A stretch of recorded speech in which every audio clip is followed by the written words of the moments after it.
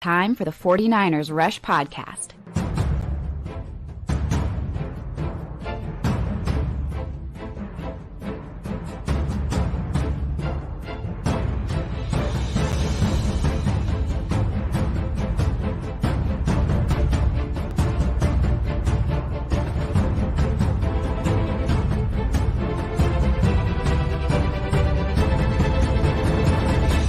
And here's your host, John Chapman.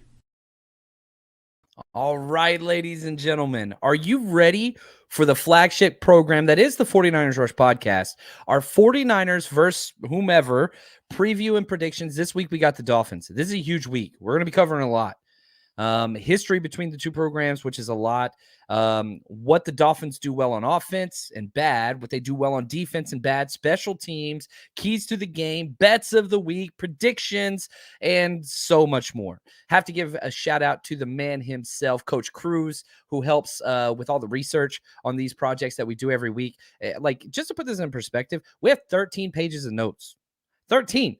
It's a lot. So I am pre-recording this. This is being recorded Friday. I am currently flying to Santa Clara for the game, which I'm super excited about. But if there's any news that came out late Friday or early Saturday, that will not be included in this show. But I wanted to wait until practice was over and the Shanahan press conference was over, which I have a couple clips about that. And I'm glad we did, because there's going to be some telling news in that. And we'll cover both injury reports for both teams. The goal is you to walk away from this show ready for the game. You've got everything you need for both sides of the ball, and you're going to know where to watch, what to watch for, and how each team can win, because they both can win. These are both two quality opponents.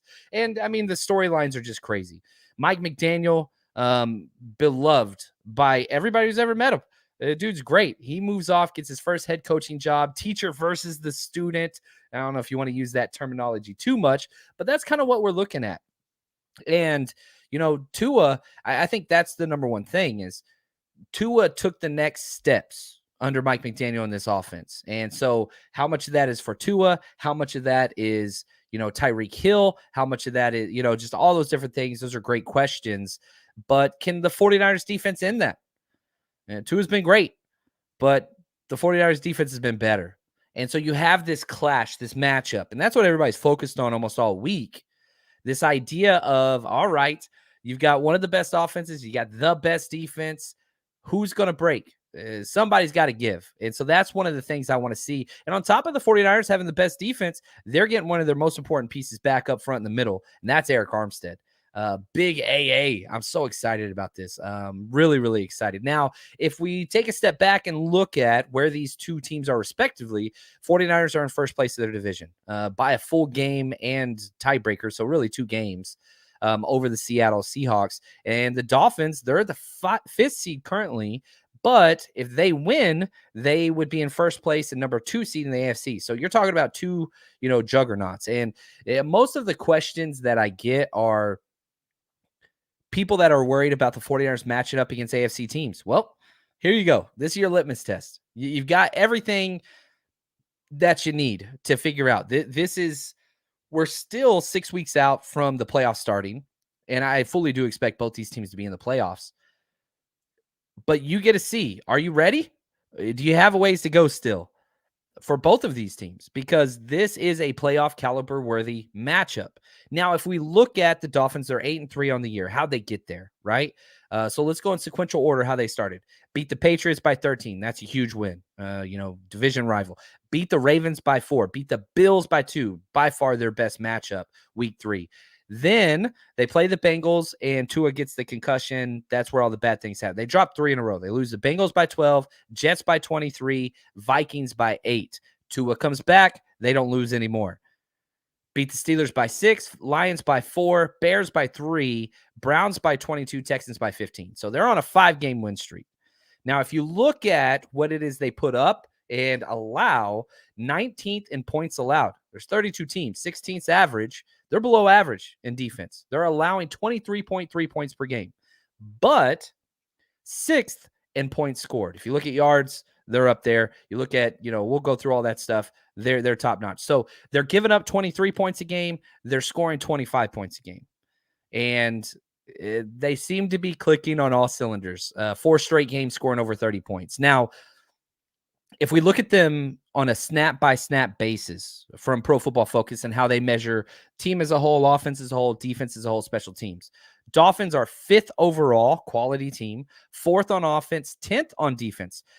Probably the highest that you will find any type of metric or analytic for the Dolphins defense is Pro Football Focus. They're higher on them than anybody else. They have them 10th overall. Special teams, 28th. This is the first time since I want to say since I've been alive, I'm exaggerating, of course. The 49ers have a higher ranked special teams unit. We're 27th or 28th. Boom. There's your advantage, ladies and gentlemen. Both bottom 5 programs as far as special teams go. But the 49ers have moved up for not once, back-to-back weeks. They were 32nd, the 31st, then 29th, now 27th. They're slowly climbing. I like it. I like it. Now, if we look at those same metrics for the 49ers, overall, they're 3rd. Offense, they're tied for 9th, and defense, they're 2nd. Special teams, 27th, as we mentioned. So you're getting a quality matchup no matter what. And let's talk about every time I see Mike McDaniel, I see Rick and Morty, but all grown up. That's just what I see in my head. Maybe you guys won't be able to unsee that now either. Kyle Shanahan was asked about Mike McDaniel and coaches and all this stuff earlier in the week. This was from an earlier clip, but I loved what Kyle Shanahan had to say. I've gotten more aware of it the last few years. Mike was always the easiest because he was the first guy I was ever with when I was a receiver coach at 26. He was the QC, but they put him in my room. So wherever I went, except a couple of years he was out, he was always my assistant. So we were always grooming him and working on things together. And then guy who replaced him was Matt LaFleur. Got a couple of years with him, then got one with Sean, then Matt's brother, Mike. So you've always had those guys you're grooming. And when I came here, I thought I had some guys that were younger that weren't going to get taken for a while. But it seemed to happen a lot faster than I expected. So that's always what I'm thinking about. Like you never know when it's going to happen, especially when our defense has success, who they're going to try to take with them. So we're always trying to get some guys in here that you can groom and you can teach. It's not just about teaching it, but guys also need to go through some stuff with you too, which makes them the most prepared. And started doing that a while ago. When I moved Bobby Slowick over to offense when he was on defense, moved Brian Fleury a number of years ago. He was a D-line coach when I was in Cleveland. Solon brought him in to be a QC from Miami. And then I thought he had the potential to really help us on offense, so I moved him there about 4 years ago, I think. Did the same thing with Clay Kubiak this offseason. So it's something that came up pretty fast in our first few years here and something I always got to think about. The idea of coaches getting stolen away, you got to get used to it because Shanahan just does such a good job and invest in young talent. You're just going to get guys poached. D'Amico Ryans will be next, sadly. The good news is that all these coaches leaving took place after the compensation package for minority coaching hires. So the 49ers have been rewarded handsomely. And so that's kind of the other side of it. But I love Mike McDaniel. Everybody does. He's 8-3 as a first-year coach. That's awesome. A lot of people have considered him for like coach of the year and stuff. And I want to pump the brakes on that. As much as I love Mike, it's not like he took over a bad program. And a lot of people have that mentality that like, oh, the Dolphins, aren't a good team, whatever else. They were 9-8 last year. They won 8 of their 9 games to end the season. That's a good football team. They were 10-6 in 2020. This is 3 consecutive years they win one more game, 3 consecutive years with a winning record. It's not like this was a bad team. But they are better with McDaniel as a right hire. I'm not trying to say that. But at the same time, it's not like, the boy wonder idea and all that kind of stuff and coach of the year. I don't see that really at all because it is a very, very talented roster. You look up and down, and as we did the scouting report and we started watching everything, it's like, yeah, there's talent everywhere, especially on offense, at least the skill positions. Now, injuries. Injury report's huge this week.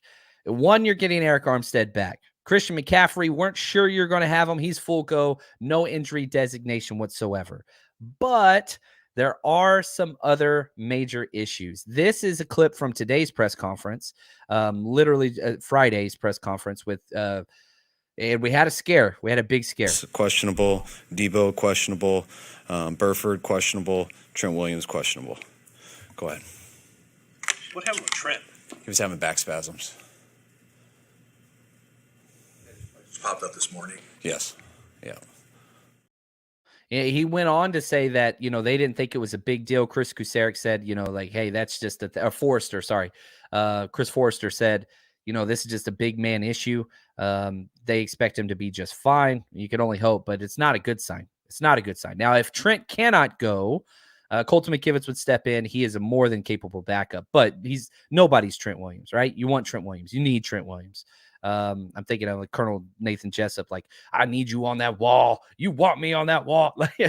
Like that's Trent Williams. I need him protecting us. That's just what we need. Debo did get a practice today. There were some reports out there that he left the field, but then he came right back. So, but he is questionable. It hasn't progressed the way that they were hoping it would. Shanahan alluded to later on in that press conference, but he's going to play through it. There's no way Debo doesn't play. Omenihu being out, luckily you have all that depth. If he can't go, then Kamiko Toure would be activated, and not too concerned about that as well. Spencer Burford, as the right guard, again, he was in a walking boot right afterwards, but he's gotten some limited practices, and Daniel Brunskill could start. So luckily those injuries are not at stacked positions, right? That's very, very important. If you first time listening to this podcast, you can't stack injuries at the same positions. Luckily, all of these have quality backups. They're backups for a reason. They're not good as the starters. But if we look at the Dolphins, yikes. Mostert's going to go. He's fully cleared. Myles Gaskin, he's not going to play, their other backup. But if we look at their tackles, Teron Armstead, offensive tackle, one of the biggest purchases of the year through free agency, he tore his pec initially, is what the rumors reports were. They said, no, it's strained. And so he went from being out for the season to out for a while to practicing this week. Teron Armstead might play because they're so desperate. Austin Jackson, their right tackle, he's also out. So they're down not one, but two tackles. And even if Teron can go, he's not going to be full go. So him against Nick Bosa and Ebukam and Drake Jackson and Omenihu, if he can go, and Jordan Willis, like, not looking good. Teddy Bridgewater, he's questionable, should be able to go.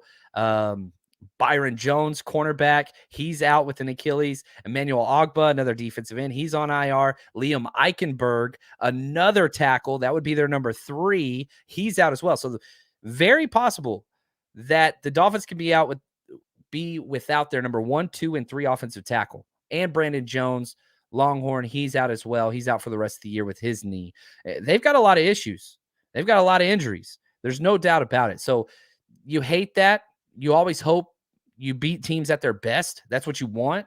But we'll see. It's the NFL. We're in week 13. Injury is going to happen. Now, the history of this matchup, not a lot of playing time. 14 games played between the two teams. Miami leads 8-6. But they've only played once in the playoffs, and that was in the Super Bowl itself, Super Bowl 19. You remember the great Dan Marino whooped up on them 38-16. And now that was a little bit before my time. I was born, but I wasn't in it yet. As far as, I didn't become a fan and start diehard Niners guy till I was 9. So this took place before that. But you go back and you read, Dolphins had the best offense. Everybody was clamoring about how can you stop this offense? Well, you won 38-16. So Niners have lost 4 out of the last 5 matchups, which is not good. And prior to that, though, however, the Niners won 5 straight. So you're seeing these giant swings recently. And the last time they played was 2020. Worst game of the 2020 season. You come off of the Super Bowl, right? You lose the Super Bowl. You come out. Everybody gets hurt week 2 and week 3. And then you get this Dolphins game, and that's the Brian Allen playing corner game, and he just got torched, right? Ryan Fitzpatrick throws for 3 touchdowns, no interceptions, 350 yards. It was just bad. It was really, really bad. So, but thankfully, Brian Allen is not playing for the 49ers. I wish him well wherever he is. Now, the one thing I can say about this 2022 roster of the Dolphins, man, they have just brought in so much talent. Through the draft, they didn't pick until the 3rd round, much like we're going to next year. Channing Tindall's been the only person that's really contributed through the draft. Linebacker, he's played in 10 games. They traded our former pick to get Tyreek Hill. They traded Devontae Parker for a 3rd-round pick. They traded our future 1st-round pick for Bradley Chubb. They traded for Jeff Wilson for a 5th, added Raheem Mostert, Chase Edmonds, Trent Sherfield, Thomas Morstead, Teron Armstead, Croson, their defensive back, Cedric Wilson, their number 3 linebacker, their backup quarterback, Teddy Bridgewater, fullback, Alec Ingle. That's all the influx of talent just this year. And so, why, yes, they were a good team, and they are a good team, not saying they're not, man, they have added so much to this team, which is awesome. And so I like it when teams get aggressive like this because it's just fun. It's playing Madden, right? Who cares about picks? Go get what you can. Now, before we jump into this Dolphins defense, the best way to support the show, 100%, we put out twice as much content over there than we do here on YouTube or wherever you're listening. That's Patreon. All you got to do is go to patreon.com/49ers Rush Podcast. And as soon as you sign up, you get almost everything, depending on the tier you pick. And if you're just interested in 49ers play, guess what? We have every single offensive, defensive, and special teams play from the last 2.5 years. Every single game for the 49ers. Nobody else has this content. Now, not to mention we have extra episodes weekly. We've got scouting report breakdowns. We've got betting. We've got your one-stop shop for 49ers content. And if you want to be heard, guess what? We got Zoom Hangouts twice a month where we listen to you. Patreon.com/49ers Rush Podcast, or just Google Patreon and 49ers. We're the first one that shows up. All right, let's dive in, baby. Let's talk about this Dolphins defense. Let's start there. Then we're going to go Dolphins offense. But we got to let the head coach himself introduce us.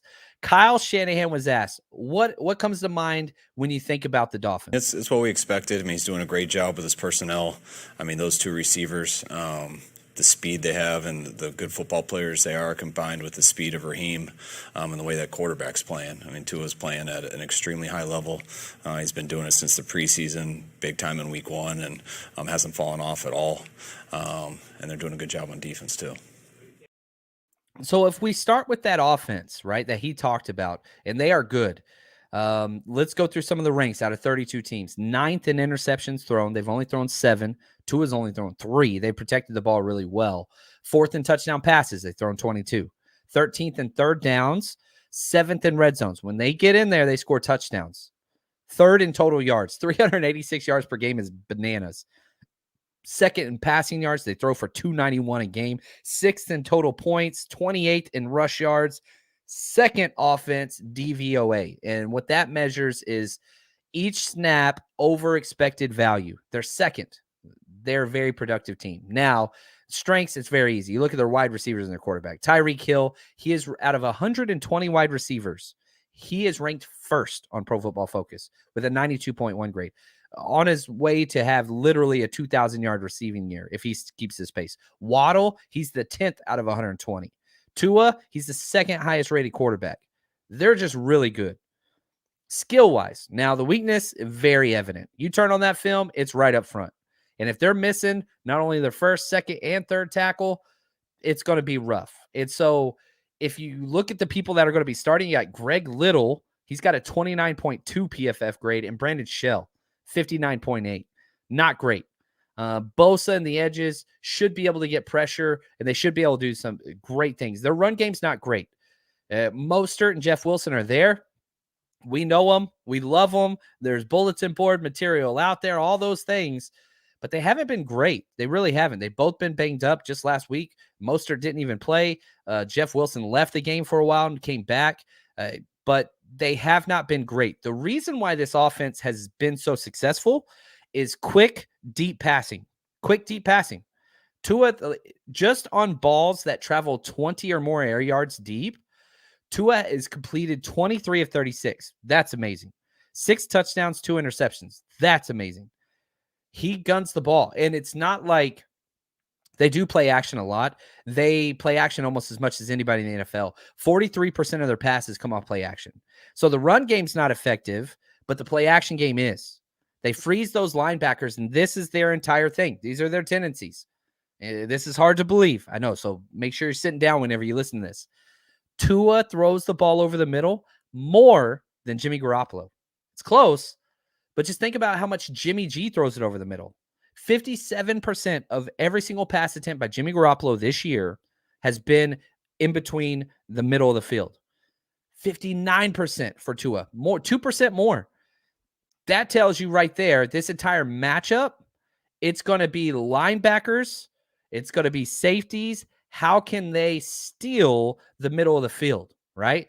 The good news is 49ers have the best coverage linebackers in the NFL. Best. Fred Warner, Dre Greenlaw, Azeez. You throw in Jimmy Ward, Talanoa Hufanga, Tayshaun Gibson.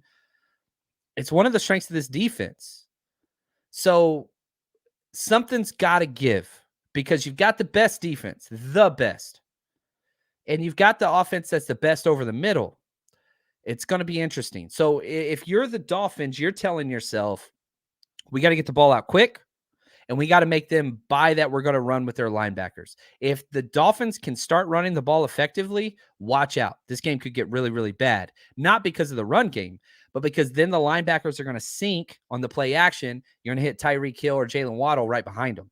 But if the 49ers can make them one-dimensional, which D'Amico has been amazing at, making other teams one-dimensional, pass only because you can't run the ball against this team. Eric Armstead's going to help with that a lot too.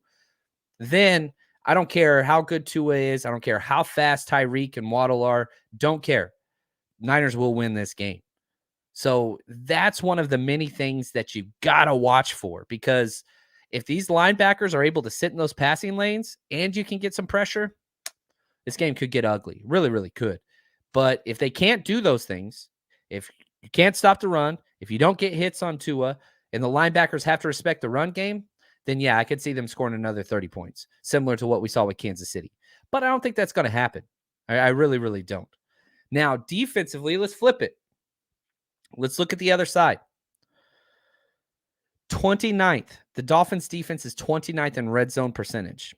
Terrible. 49ers have been awful at red zone offense. Below average. But this is huge. If the 49ers don't have to settle for field goals when they get in the red zone, and they will get in the red zone, that's going to be the difference. Everybody wants to talk about the Dolphins offense, and rightfully so. They're entertaining. Dolphins defense, though, leaves a lot to be wanted. 25th in rushing touchdowns allowed. They've forced 11 turnovers in 11 games. Not great.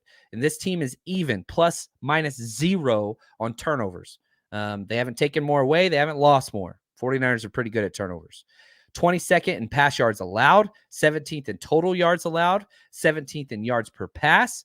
24th out of 32 in third downs. 41%. 49ers hit that number. They're winning this game. 17th in yards per rush, 4.5 yards per carry. Whew. Run that ball, Jordan Mason. 17th in defensive DVOA. They're a below average defense, no matter how you look at it. Any metric, analytic you look at, even film, below average. Now, not terrible, but not good. Not good. Strengths, their defensive line and their cornerback.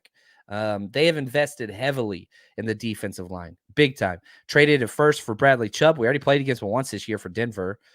Week 3, he had 44 snaps against us, had a 58.9 grade, not great. He was 11th out of 19 players that played for the Broncos on defense, but he had 3 pressures, 1 sack, and 2 solo run stops. But then you add Jalen Phillips, right?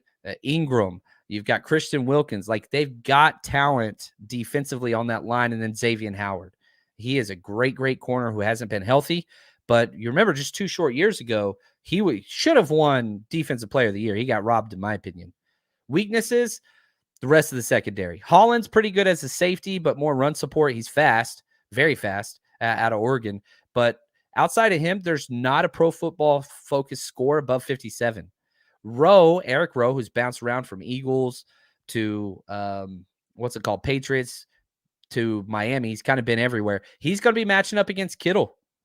And I'm telling you right now, we're going to cover bets here in a second. Kittle's going to have a game. Kittle is going to have a game. I'm betting on it. It's big. Shanahan was asked on Friday about Kittle and kind of what he brings. I thought this clip was hilarious, asking, is George Kittle kind of a culture leader or setter for the team? Yeah, I do. I mean, it's when he first got here, it was funny because we turn on our film and show cut-ups and stuff, and He had absolutely no swag. His hair didn't show out his helmet. The way he wore his socks, his wristbands, his gloves. 85 just didn't look quite the same. And then you watch him the next year when he's breaking records, and he wears his socks much cooler, his gloves, everything. He's definitely a different swagger. He was a little more quiet at first. He's always been George, but he was a lot more quiet back then, and that broke out a lot the second year.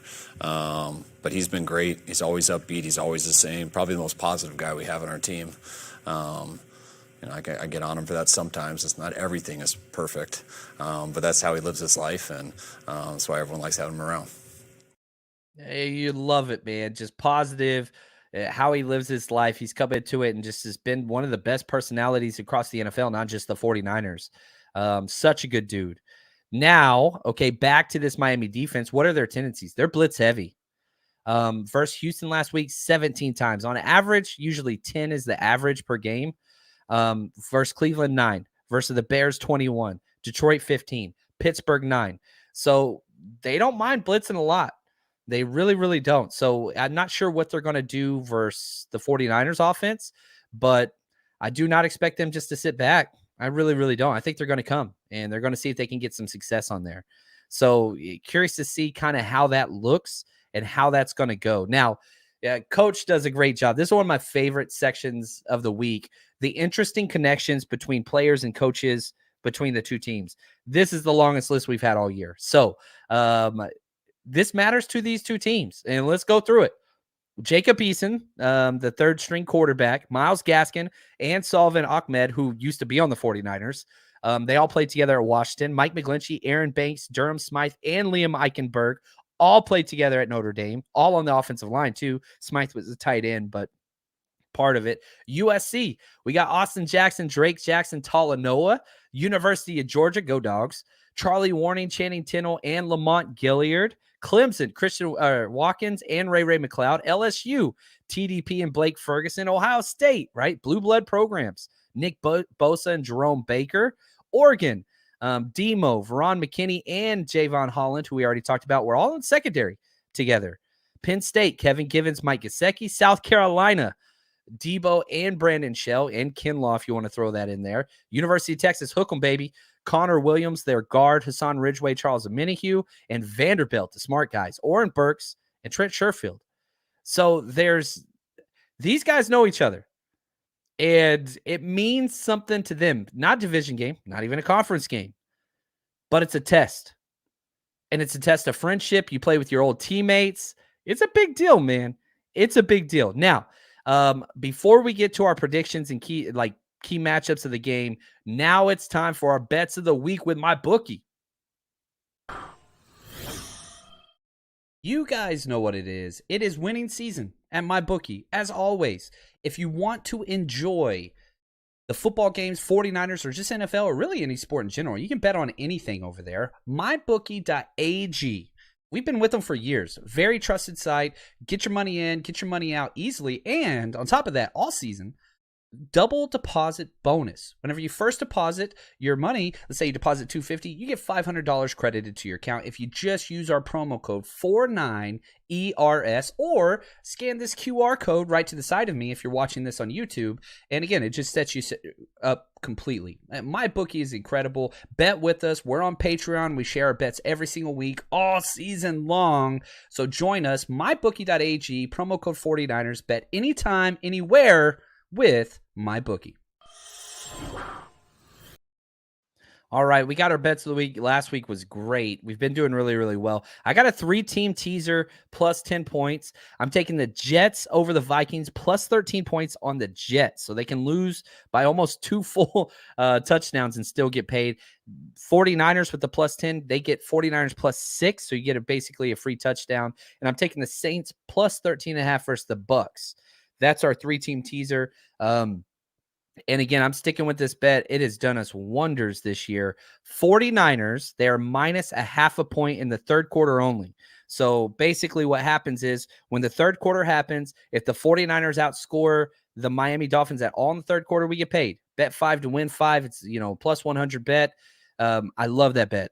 So putting that out there, Shanahan's deferred every single time he's won the toss so they can get it in the third, and he comes out of that halftime ready to go. But even more importantly than that is D'Amico. 4 straight games with a shutout in the second half. I don't expect that streak to continue. I hope it does. But the adjustments that have been made defensively and offensively, whew, I like it. If you want to see our other bets, just head over to patreon.com/49ers Rush Podcast.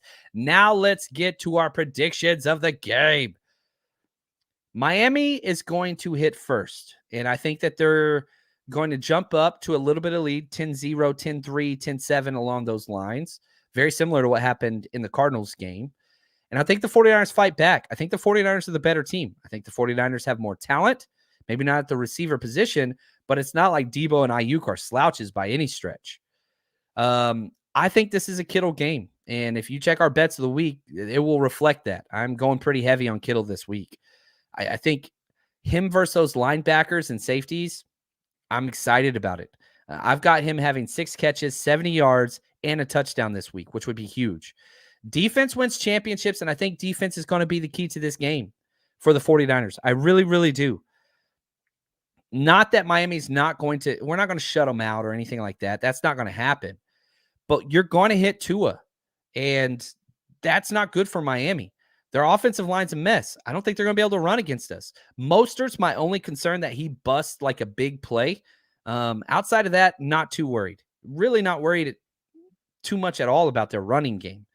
But I think that the team comes out in the third quarters, the 49ers, that's why we bet the way that we did. I think that they jump up to a 10-point lead in the fourth quarter and hang on. And the defense shuts them out. Eric Armstead coming back is important against the run. But the thing that it's most important for is linebacker 1, number 5'4", Fred Warner. He's been playing lights out. I fully expect him to have one of the best games of his year. One of the best games of the year. I really, really do. And so I think he's going to freaking show up and show out in that fourth quarter and just make some key plays. I got the 49ers winning. Close. I don't have them covering the spread. The 4-point spread, I don't have them covering that. I got the 49ers winning 24-21. First 1 to 22 points wins, baby. And I know that the Dolphins have scored 30 points 4 straight weeks. Well, they haven't played against the 49ers defense.